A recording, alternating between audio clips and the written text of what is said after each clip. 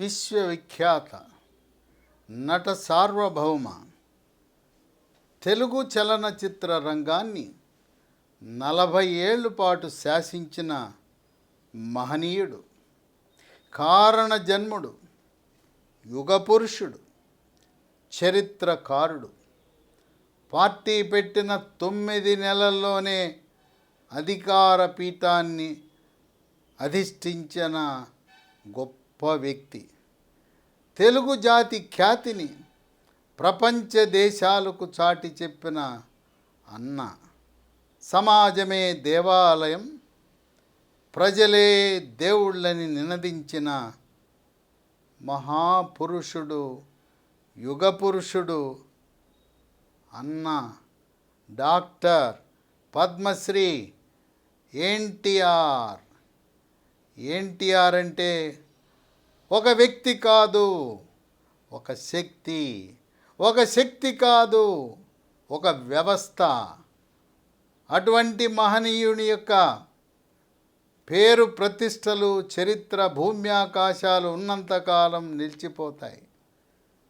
పేదవాడిని, అణగారిన బీసీ వర్గాలను రాజకీయంగా చైతన్యపరిచి వారిని శాసనసభ్యులుగా, పార్లమెంటు సభ్యులుగా, మంత్రులుగా తీర్చిదిద్దిన ఘనత ఎవరికి దక్కుతుందంటే అది అన్న ఎన్టీఆర్కే. అటువంటి మహనీయుడి పేరిట మన ముఖ్యమంత్రి నారా చంద్రబాబు నాయుడు ప్రపంచ దేశాలు కేవలం తెలుగువారే కాకుండా అందరూ గర్వించే విధంగా అమరావతిలో ఎన్టీఆర్ స్మృతివనాన్ని నిర్మాణం చేపట్టబోతున్నారు. 2016లోనే దానికి కావలసిన ప్రతిపాదనలు చేశారు, స్థలాన్ని ఎంపిక చేశారు. ఆనాడు ఎల్ఎన్టీ కంపెనీకి ఈ యొక్క బాధ్యతలను కూడా అప్పచెప్పారు. జగన్మోహన్ రెడ్డి అధికారంలోకి రావటం వల్ల ఆ ప్రాజెక్టు అంతటితో ఆయన బ్రేక్ వేయటం జరిగింది.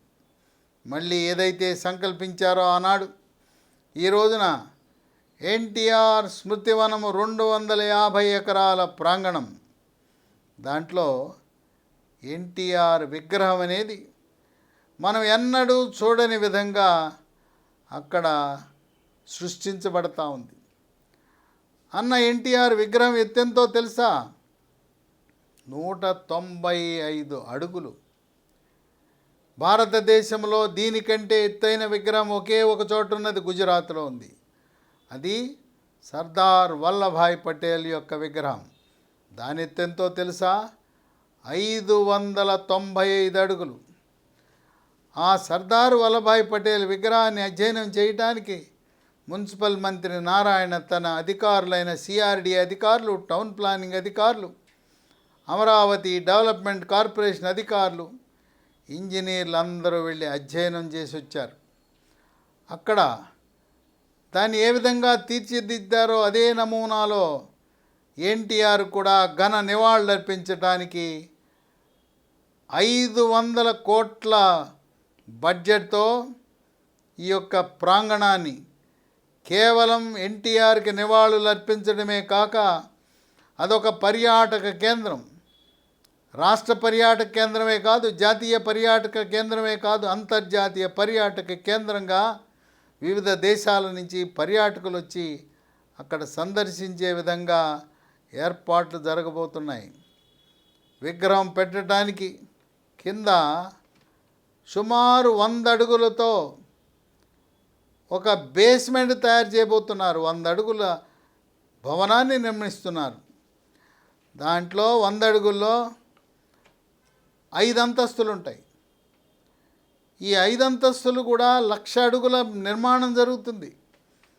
ఎన్టీఆర్ విగ్రహం కింద ఆ బేస్మెంట్లో రకరకాల ఐటమ్స్ని ఎన్టీఆర్ మ్యూజియం, మరి పిల్లల కొరకు ఎంటర్టైన్మెంట్, ఆర్ట్ గ్యాలరీ, తెలుగు సంస్కృతిని ప్రతిబింబించే విధముగా అక్కడ ప్రదర్శనలు. ఇక ఇది నీరు కొండ. ఈ కొండ ఎక్కడుందంటే ఒక సరస్సు మధ్యలో ఉంది. ఈ కొండపై ఎన్టీఆర్ ఎదురుగుండా కనపడేదేంటి? నూతనంగా నిర్మాణం కాబోయే 5 టవర్లు, పరిపాలనా టవర్లు, సెక్రటేరియట్ టవర్లు, శాసనసభ. అంటే ఆయన ఈ విగ్రహం ఎలా ఉంటుందో తెలుసా? ఆయన ఎడమ చేయి చూపిస్తూ నడుముపై చెయ్యి వేసుకుని ఆయన చూస్తున్నాను మీ పరిపాలన అనే విధంగా అమరావతి పరిపాలనా రాజధానిని చూస్తూ ఆ విగ్రహాన్ని ఏర్పాటు చేయటం విశేషం. ఆ ప్రాంతంలో పాలవాగుంది, కొండవాగుంది. ఆ కొండే వాగులలో పిల్లలు ఆహ్లాదకరంగా, పర్యాటకులు ఆహ్లాదకరంగా బోట్లలో సంచరించడానికి కావలసిన ఏర్పాట్లు జరుగుతున్నాయి. ఇంకా విశేషాలు ఏంటంటే అక్కడ మినీ ట్రైన్లో పిల్లలే కాదు పెద్దవాళ్ళు కూడా ఎక్కి ఆనందంగా తిరగచ్చు. అలాగే రోప్వేలు అక్కడ ఏర్పాట్లు జరుగుతూ ఉన్నాయి. ఇక దీనికి ఇంత పెద్ద ఎత్తైన విగ్రహం ఏర్పాటు చేయాలంటే కేంద్ర ప్రభుత్వం అనుమతి అది ఇప్పటికే ఇచ్చేశారు. ఆనాడే 2016లోనే కేంద్ర ప్రభుత్వము దీన్ని నిర్మాణానికి కావలసిన ఏర్పాట్లు ఏదైతే ఎల్ఎన్టీ నిర్మాణ సంస్థ ఆనాడు ఈ పనులు చేపట్టడానికి అంగీకరించిందో మళ్ళీ వారికే ఈ యొక్క ప్రాజెక్టుని నిర్వహించే విధంగా ఏర్పాట్లు జరిగాయి. అక్కడ విశేషం ఏంటంటే కొన్ని ప్రాంతాలలో పర్యాటకులు ఆనందంగా కొండపైకి ఎక్కడానికి ఎస్కలేటర్లు కూడా ఏర్పాటు ఉన్నది. రకరకాల రంగురంగుల పువ్వులతో పార్కులు, మల్టీప్లెక్స్లు, ఫుడ్ కోర్ట్లు.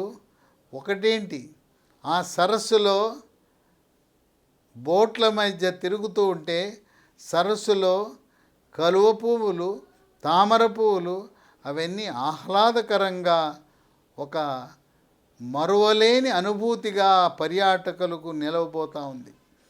ఎవరు అమరావతి వచ్చినా ఎక్కడ ఎన్టీఆర్ స్మృతివనము అడిగి వెళ్ళి చూసే విధంగా ఈ ఏర్పాట్లు జరుగుతూ ఉన్నాయి. దీన్ని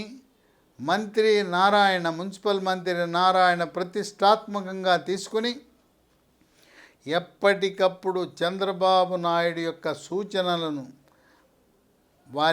వారితో చర్చిస్తూ తన యొక్క సిబ్బందితో కలిసి మెలిసి దీన్ని ఒక నభూతో నభవిష్యత్ అనే విధంగా ఒక చారిత్రాత్మకమైన ఎన్టీఆర్ స్మృతివనాన్ని నిర్మించి తెలుగు జాతికి ఆయన ఒక ప్రతీకగా మిగిలే విధంగా 1984లో ఆనాడు కాంగ్రెస్ పార్టీని ధైర్యంగా ఎదుర్కొని ప్రతిపక్షాలన్నిటినీ ఏకం చేసి మొట్టమొదటిసారిగా ఈ కాంగ్రెస్ పార్టీకి ఆయన వాళ్ళు ఏంటి అని చెప్పి వాళ్ళను సమూలముగా అధికారంలోంచి పక్కకు తప్పించిన మహనీయుడు అన్న ఎన్టీ రామారావు.